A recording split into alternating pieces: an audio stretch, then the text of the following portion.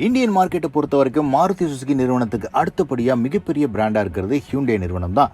இதற்கு முக்கியமான காரணம் entry level hatchback, compact sedan, full size sedan, SUVs மற்றும் பிரீமியம் SUVs அப்படின்னு அவங்களுடைய லைனப்ல இல்லாத காரே இல்லை அப்படின்னு சொல்லலாம். ஆனா ஹியூண்டை இந்தியால கால் பதிச்சதுலேருந்து இப்போ வரைக்கும் ஸ்ட்ரகிள் ஆகிற ஒரே விஷயம் எது அப்படின்னு கேட்டீங்கன்னா அது 7 சீட்டர் செக்மெண்ட் தான் அப்படின்னு சொல்லலாம். 2021ஆம் ஆண்டு ஹியூண்டை கிரெட்டாவை பேஸ் பண்ண அல்கசாரை இந்தியால லான்ச் பண்ணாங்க.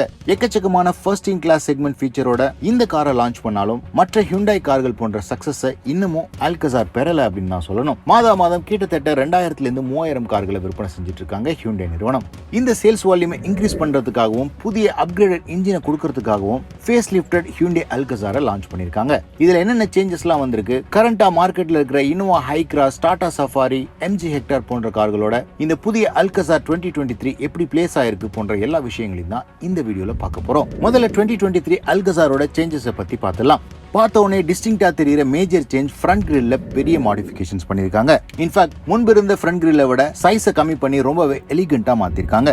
Split headlamp setup, silver skid plates existing அல்கசார்ல இருந்து ரீடைன் ஆகுது. அண்ட் அலாய் வீல்ஸ் டிசைனும் எக்ஸிஸ்டிங் அல்கசார்ல உள்ள மாதிரி தான் இருக்கு. கரண்ட் அல்கசார்ல இருந்து பெரிய சேஞ்சா 2 லிட்டர் பெட்ரோல் இன்ஜினை ரீப்ளேஸ் பண்ணிட்டு 1.5 litre petrol engine 158 bhp power மற்றும் 253 நியூட்டன் மீட்டர் டார்க்கோட 6 ஸ்பீட் மேனுவல் மற்றும் DCT ஆப்ஷனோட கொடுக்குறாங்க.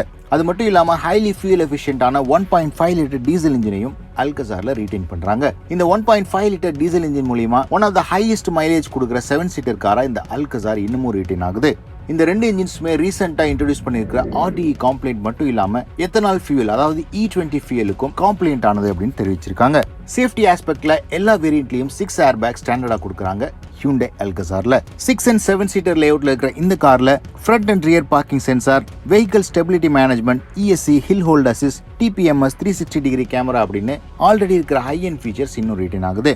ரீசெண்டா ஸ்கார்பியோ and XUV700 போன்ற கார்களுக்கு எக்கச்சக்கமான டிமாண்ட் இருந்தாலும் வெயிட்டிங் பீரியட் அதிகமா இருக்கிற காரணத்தினால அல்கசாருக்கு இந்த ரெஃப்ரெஷிங் அப்டேட் மூலமா நிறைய நியூ பையர்ஸும் கிடைப்பாங்க. மேலும் இந்த எல்லா கார்களுமே பெரிய இன்ஜின்ஸோட லோ ஃபியூல் எஃபிஷியன்சியோட வரும்.